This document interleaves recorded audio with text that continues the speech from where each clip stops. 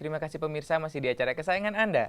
I Love Bali, Inspirasi Bali, Inspirasi Indonesia. Dan tentunya di segmen kita kali ini kita akan membahas mengenai topik kita yang sangat menarik ya, Naren ya, mengenai antisipasi rabies dengan penyadaran kesejahteraan hewan. Dan dua narasumber yang sudah datang pada kesempatan kali ini adalah juga orang yang benar-benar pemerhati kesehatan hewan dan itu pastinya ya. mengerti sekali yang namanya kesehatan hewan, termasuk juga penyakit-penyakitnya dan juga bagaimana cara sebenarnya merawat binatang dengan baik. Jadi pecinta hewan wajib sekali untuk menonton tayangan kami hari ini. Iya, dan dua narasumber ini adalah Ibu Dr. Nimade Restiati Empil. Om Swastiastu. Om Swastiastu.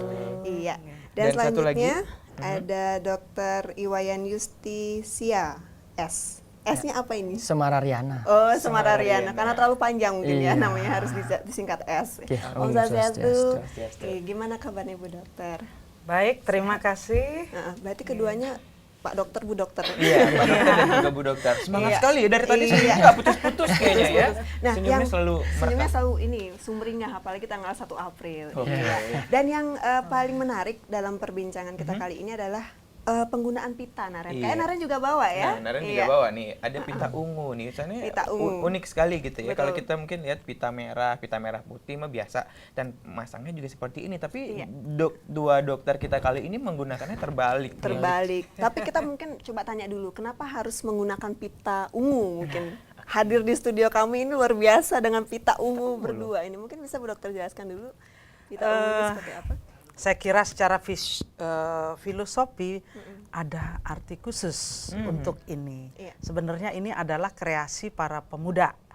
Dokter hewan, mungkin Dokter Yus sebagai pencetus ide itu bisa menjelaskan mungkin. Oh gitu. Gimana ya, Dok? Jadi gerakan kesejahteraan hewan ataupun pecinta hewan ataupun gerakan konservasi lain memiliki lambang yang berbeda-beda di setiap tempat. Jadi kita menginginkan adanya satu kesamaan. Jadi ketika orang melihat benda tersebut, maka orang akan langsung berpikir, oh itu adalah lambang tentang kesejahteraan hewan. Contohnya ada orang lambang perdamaian, semua orang tahu lambang peace. Kemudian kalau pita melingkar warna merah, pasti orang berpikir oh HIV AIDS. Kalau pita melingkar warna pink itu breast cancer. Pita melingkar warna ungu yang biasa itu anti violence kan. Kalau kita karena kita juga butuhkan satu simbol bahwa setiap orang bisa peduli terhadap hewan dengan simbol pita ungu yang dibalik. Jadi ungu sendiri filosofinya adalah sudah dikenal di dunia internasional sebagai lambang yang sangat erat kaitannya dengan dunia veteriner. Dunia hewan lah istilahnya. Kemudian kita balik sehingga ada lambang V. Jadi kita bisa memberikan pengayoman dan juga victory untuk kesejahteraan hewan. Ungu karena memang sudah diakui oleh dunia internasional dan kalau bentuknya itu terbalik memang ada kaitannya dengan artinya itu. Iya, ada kita maknanya itu untuk karena hewan itu kan kompleks, jadi dari yang besar banyak sekali jenisnya kita kerucutkan menjadi satu untuk perjuangan kesejahteraan hewan mereka. Iya, sempat tadi juga saya terpikir bahwa ini lambangnya identik dengan ini HIV AIDS yang tadi. Kenapa warnanya ungu dan terbalik seperti itu? Jadi berarti memang ada filosofi yang kuat di balik warna dan bentuk pita itu sendiri. Jadi tidak semena-mena hanya membuat pita dan biar gaya dibalik seperti itu bukan ya, tapi juga warna ungu sendiri sudah mengglobal dengan maksud dan juga artian bahwa ada mengenai kehewanan secara mengglobal ya. Jadi dari yang kompleks merucut menjadi satu itu menjadi suatu harapan kesejahteraan dari hewan itu sendiri seperti itu Pak Dokter ya.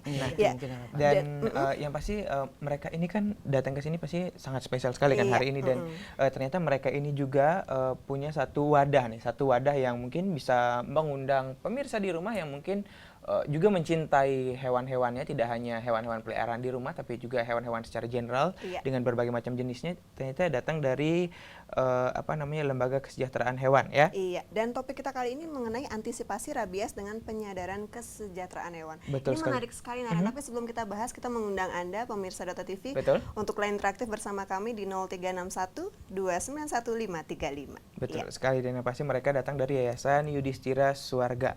Yudhistira Swarga, betul ya Bu ya. Nah, mungkin bisa diceritain sedikit nih bagaimana sih seputar yayasan ini nih gitu. Baik, Yayasan Yudhistira Swarga ini dibentuk oleh sekelompok dokter hewan yang perhatian terhadap hewan. Baik. Terutama pada waktu itu dibentuk bulan September tahun 1998. Wow. Sejarahnya mengapa terbentuk Yudhistira adalah waktu Pulau Bali sedang booming adanya tourism, Baik. industri. Jadi waktu itu banyak sekali ada turis datang. Terus kemudian ribuan dari mereka melihat adanya anjing-anjing liar yang kudisan, jalan-jalan nggak karuan. Sementara mereka menikmati makanan dengan enak, tiba-tiba di kaki mereka ada anjing. ada anjing Ada kudisan sesuatu. bau, muntahlah mereka. Nah, oleh sebab itu tiba-tiba tidak tahu tampaknya organisasi internasional itu yang menulis surat petisi kepada pemerintah Indonesia, pada khususnya Dinas Peternakan waktu itu, dan juga dari kedutaan menulis bahwa mereka bilang, lihat ini Pulau Bali itu terkenal seantero dunia, tapi kok binatangnya seperti ini. Jadi lakukanlah sesuatu. Nah, Dinas Peternakan waktu itu staf-stafnya banyak dokter hewan bilang, kita mesti apa? Oh, dinas untuk melakukan hal itu mungkin karena keterbatasan tenaga atau bagaimana, tercetuslah usaha untuk membentuk suatu organisasi yang mengurusi binatang anjing liar. Itulah terbentuknya yayasan ini oleh sekelompok dokter hewan, yaitu Dr. Badi Wangse, Dr. Listriani, dan Dr. PP, Putra Pemayun. Saya bilang dari universitas ada, dari pemerintah ada, dan dari praktisi. Dan ada beberapa non-dokter hewan juga, yaitu pengusaha dan beberapa lain seperti lawyer. Nah, kemudian itu dibentuk untuk berkiprah. Jadi Yudhistira ini adalah frontier yang memikirkan mengenai kesejahteraan. Baik, dari tahun 98 berarti sekarang sudah berjalan untuk 15 tahun nih kurang lebih ya. 15 tahun. Iya, 15 hampir 15 tahun. Cukup nanti. lama. Nah, Cukup selama lama. 15 tahun ini apa aja yang sudah dilakukan oleh Yudhistira ini, yayasan Kegiatan-kegiatannya. ini? Iya, kegiatan-kegiatannya. Kegiatan yang pertama yang dimotori oleh Dr. Listriani, yaitu kolega saya sendiri, Betul. seorang praktisi, dibantu oleh teman-teman juga yang lain, Dr. Badi Wangse dan PP, mereka mulai menangkap anjing-anjing liar di jalan, dishelterkan, terus kemudian diobati, sebagian bisa diadopsikan, yang terlalu sakit ya ditidurkan, terus yang masih sehat dipelihara sampai ada yang mengadopsi. Gitu. Dan kemudian itu program pertama. Program selanjutnya adalah edukasi ke masyarakat agar menyadari bahwa anjing, walaupun sekedar anjing, itu adalah seperti anak kita, juga punya hak untuk hidup. Jadi kalau punya anjing ya tolong dipelihara, jangan dibiarkan berkeliaran dan mengganggu kesehatan manusia, mengganggu pemandangan. Ingat, Pulau Bali ini adalah industri tourism. Itu sangat mengganggu bidang tourism kalau melihat anjing seperti tadi itu yang saya jelaskan. Oke, dan kalau kita dihubungkan dengan topik kita yaitu mengenai antisipasi rabies. Ini kalau Bu Dokter lihat sendiri, anjing mungkin kita bilang tadi kita bahas mengenai anjing ya seperti itu di Bali. Itu rabies sendiri itu sudah memang dari tahun dibentuknya itu sudah melihat adanya rabies atau saat itu melihat ada beberapa kasus mengenai rabies seperti itu, Bu Dokter?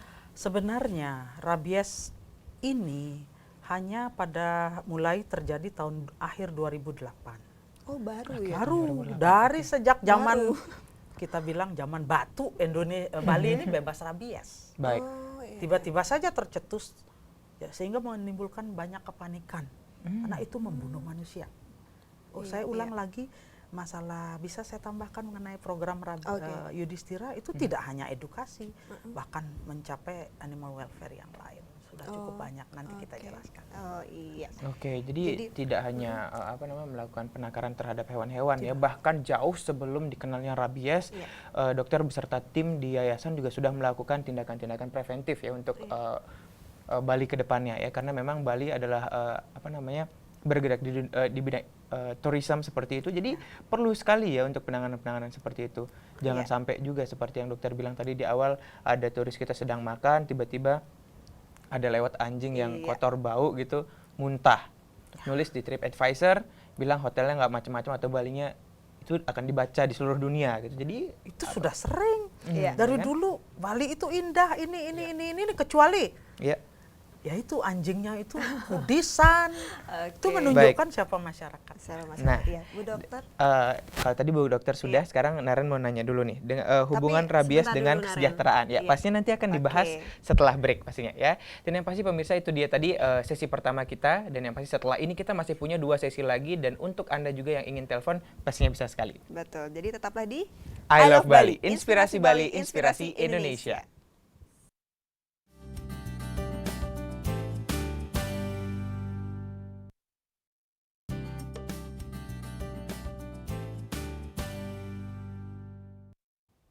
Baik pemirsa, terima kasih masih di acara kesayangan Anda, I Love Bali, inspirasi Bali, inspirasi Indonesia. Ya, kita akan melanjutkan perbincangan kita yaitu mengenai antisipasi rabies dengan penyadaran kesejahteraan hewan. Dan Iya, kita pastinya. kembali mengundang Anda di line interaktif kami di 0361 291 535. Betul sekali, dan yang pastinya tadi sebelum break gitu kan, ada satu pertanyaan yang masih nyangkut hubungan rabies dengan kesejahteraan hewan. Mungkin Dr. Yus mungkin bisa menjelaskan sedikit ya tentang hal ini. Ya, terima kasih ya, Naren. Jadi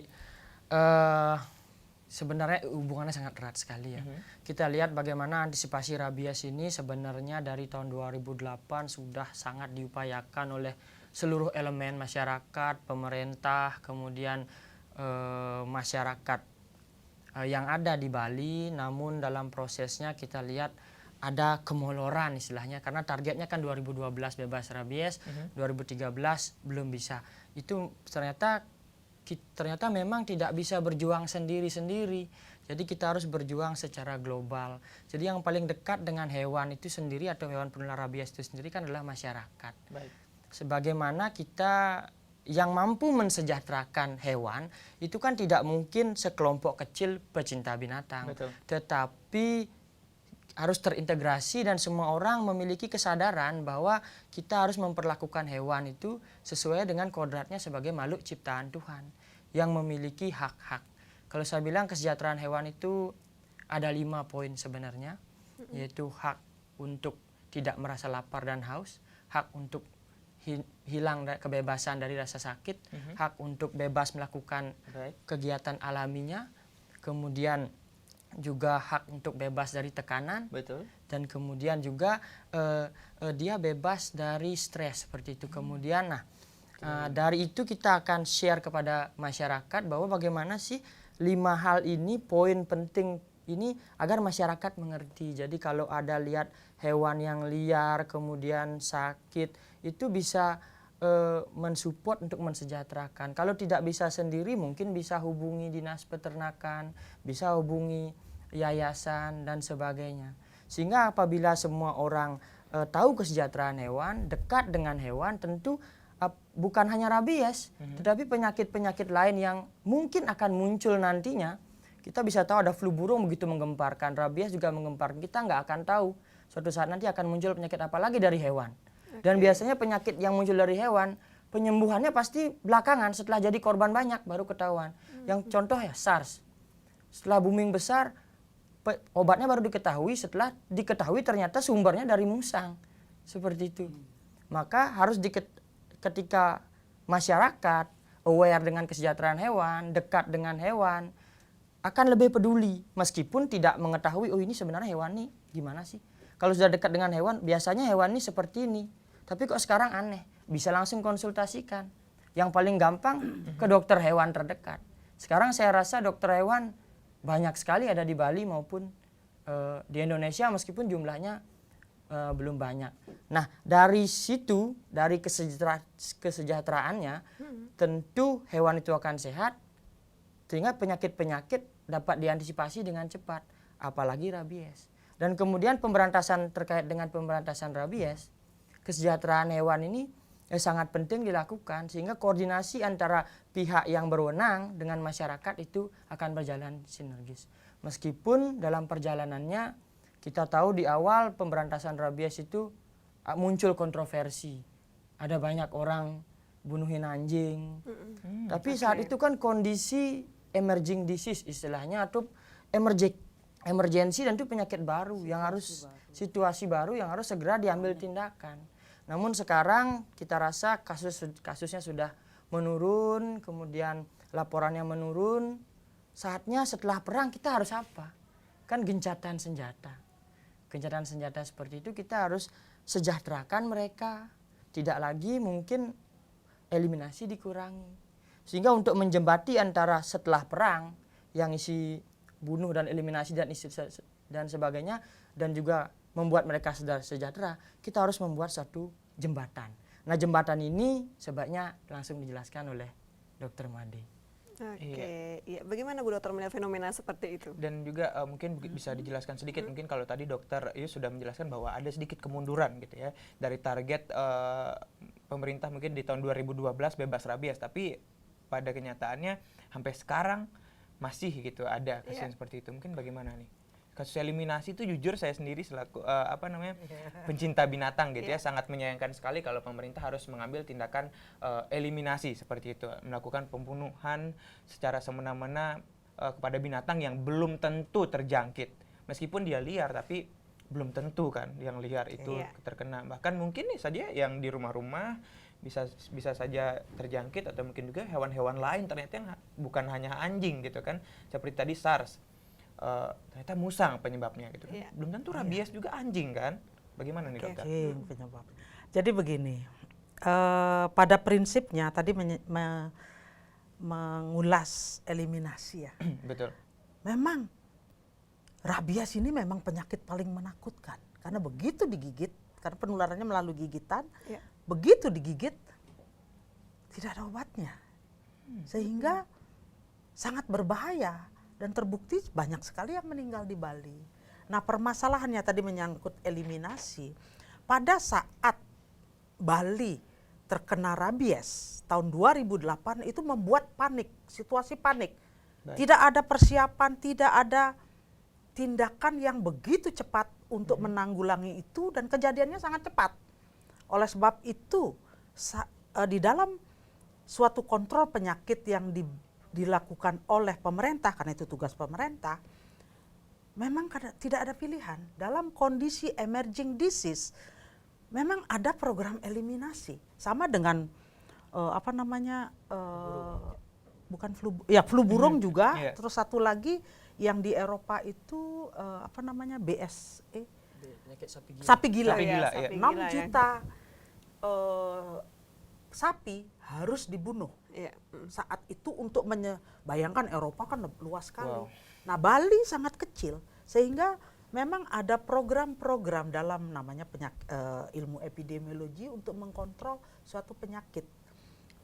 Bahwa dalam kondisi emerging disease ada yang harus dilakukan, sama dengan kita sedang berperang, berperang di dalam perang beneran itu, yang harus kita lakukan untuk mencegah korban manusia. Dalam hal itu manusia yang menjadi prioritas, bukan anjing. Nah, saya kira itu yang dilakukan oleh pemerintah saat itu, mengeliminasi anjing. Tidak ada pilihan, kecuali saat ini kita harus memikirkan strategi yang baru, menghindari strategi yang lama terjadi lagi. Bayangkan kalau penyakit itu muncul lagi. Betul. Karena awalnya itu dari anjing liar yang diliarkan. Lah sekarang program vaksinasi massal yang seluruhnya harus divaksin, gimana mau menangkapin anjing-anjing yang di jalan? Dan itu jumlahnya bukan 1.000, 2.000, ratusan ribu. Bagaimana kita mau keliling-keliling nangkepin anjing satu-satu? Jadi harus ada strategi yang sangat jitu untuk menanggulangi anjing liar. Baik. Oke lah, kalau anjing yang ada berpemilik gampang. Baik. Tapi yang liar bagaimana? Itu pertanyaan sangat besar. Nah, itu juga jadi pertanyaan saya nih sebenarnya. Nah, kalau tadi gitu kan ya, pemerintah harus mengambil tindakan eliminasi untuk melakukan penanganan dari kasus yang rabies tadi gitu kan, yang pastinya sangat mengancam manusia. Nah, kedepannya pastinya kita tidak mau dong ya rabies atau mungkin juga penyakit-penyakit yang seperti dokter katakan mengancam kembali nih manusia gitu kan. Mungkin dari dokter sendiri, dari berdua gitu ya, mungkin ada satu masukan atau mungkin ada satu terobosan tersendiri yang mungkin bisa dilakukan selain tindakan eliminasi. Kalau buat saya eliminasi udah Mengerikan. Itu semacam makan buah si malakama ya, dilema jadinya Iya, harus betul. seperti itu. Iya, jadi harus ada lah gitu kan yang tindakan selain eliminasi yang bisa dilakukan. Seperti mungkin genjatan senjata nih. Bentuk real dari genjatan senjata yang mungkin ada di pikiran dokter tuh seperti apa sih? Gitu. Oke. Menurut saya, vaksinasi massal yang akan dilaksanakan tahap selanjutnya oleh pemerintah itu sudah benar memang. Sangat-sangat benar. Tetapi ada faktor yang menyebabkan vaksinasi itu tidak bisa mencapai maksimum Pasti. nomor. Artinya harus ada cara, bagaimana cara satu melakukan vaksinasi semaksimum mungkin. Kedua, bagaimana dengan anjing liar yang di jalan? Apa mampu kita semua lari-lari nangkepin seluruhnya? Tidak mungkin. Dan ketiga, anjing-anjing yang sudah terinfeksi dari anjing liar itu akan jalan-jalan kemana-mana gigit orang dan gigit anjing lain. Kapan Bali ini mau bebas? Iya. Oleh sebab itu harus ada, menurut saya pribadi, center di mana menghindari kekurangan nomor tersebut. Iya. Iya. Tapi Bu Dokter nanti kita akan bahas Kita lagi tahan ya dulu mengenai ya. bagaimana Sepertinya aplikasi semakin- center-center iya. itu ya. Semakin lama semakin menggebu-gebu sekali kalau untuk membahas Menarik ya. binatang, apalagi buat Anda yang pastinya pencinta binatang ya, Iya. seperti kita berdua di sini. Dan yang pasti mungkin dokter semuanya juga cinta sama binatang ya. Tapi Iya. nanti kita akan membahas lagi ya mengenai hal tersebut, tapi kita harus jeda dulu karena kita harus mengikuti Puja Trisanda. Jadi tetaplah di I Love Bali, Inspirasi Bali, Inspirasi Indonesia.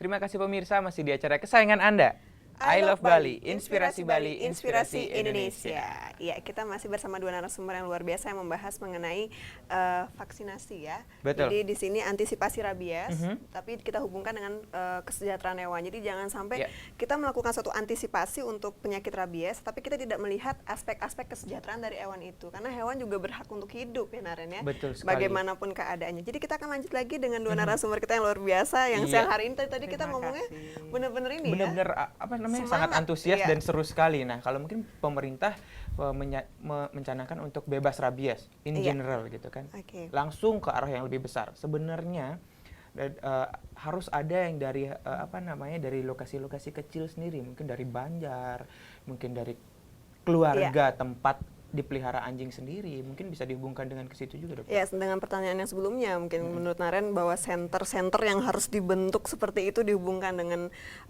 kita karena tidak bisa lepas dari desa adat seperti Bisa itu. ada Mungkin Banjar-Banjar Banjar juga, kan harus tidak Iya. lepas juga dari situ. Bu Dokter bagaimana lihat itu? Menurut saya, pemerintah sudah sangat keras berusaha membebaskan pulau ini. Oke. Tetapi mengingat jumlah anjingnya sangat banyak juga di lapangan, itu anjing tidak bertuan. Ataupun kalau bertuan dia dibebaskan, sulit sekali dikontrol. Pemerintah menurunkan tim untuk melakukan vaksinasi. Lah misalnya anjingnya lagi jalan-jalan shopping kemana-mana, Oke. jadi nggak ketangkep. Iya. Lah itu kan merupakan salah satu yang tidak tervaksin misalnya. Oleh sebab itu menurut saya cara yang terbaik mungkin ada tambahan dari usaha pemerintah yang sudah maksimum itu, ada mungkin strategi lain untuk menambahkan komponen lain, yaitu memberdayakan masyarakat. Itu dia. Memberdayakan masyarakat untuk ikut terlibat langsung secara aktif melakukan program pemberantasan rabies. Contohnya, apa yang pemerintah kan tidak bisa, artinya pegawai-pegawai dari atau tim-tim yang dibentuk oleh pemerintah tidak mungkin dong nongkrong di kampung itu nangkepin anjing yang tadi lolos 5 ekor nggak tahu kemana dia lari, lihat jaring dia lari. Oleh sebab itu ya masyarakat yang di sana sendiri membentuk suatu unit, misalnya penampungan sementara selama program rabies ada, yaitu shelter-shelter. Itu harus digerakkan. Dan ini Pulau Bali. Pulau Bali itu gampang sekali menggerakkan masyarakat, memberdayakan masyarakat melalui banyak sekali channel. channel adat, channel pemuda. Baik. Seperti begitu. Jadi itu yang tampaknya harus dimaksimumkan. Belum lagi ada dokter hewan yang parkir di wilayah itu. Kan sekarang dokter hewan praktisi diberdayakan. Oke. Kan jadi koordinirnya tuh banyak di satu wilayah. Iya, harusnya Harus ada gampang shelter. gitu ya. Harusnya gampang. Kalau di Eropa aja bisa sukses yang dengan kita tahu sendiri dengan luas areal Yang begitu gitu luas. Eropa ya Iya. kan. Ini Bali harusnya dengan juga koordinasi yang baik. Banjar aja deh gitu ya bisa membuat shelter-shelter tempat penampungan itu tanpa harus membunuh sebenarnya bisa ya dok ya? Sebenarnya bisa. Artinya pemerintah, katakanlah hanya pemerintah dinas peternakan kan mungkin punya keterbatasan ya. Harus ada tindak lanjut dari level yang memutuskan kebijakan tersebut untuk memberdayakan seluruh masyarakat di Bali ini dalam jangka tertentu untuk menanggulangi anjing-anjing liar yang tidak bertuan itu, karena itu sumbernya. Selama ini kita melakukan vaksinasi ngejar-ngejar anjing yang berpemilik gampang, Betul. nggak usah disuruh mereka datang. Iya, iya. Nah kalau yang tidak berpemilik, kapan mereka datang? Iya. Kita tangkap kita susah. Iya, Jadi karena- tetap dia menjadi faktor di lapangan. Faktor Nah di cara lapangan. strateginya menurut saya ya harus ada shelter. Shelter ya. Shelter mungkin tidak satu, tetapi ada strategi untuk hal itu yang harus kita pikirkan. Oke. Nah, Dokter Yus, saya ingin bertanya di Yayasan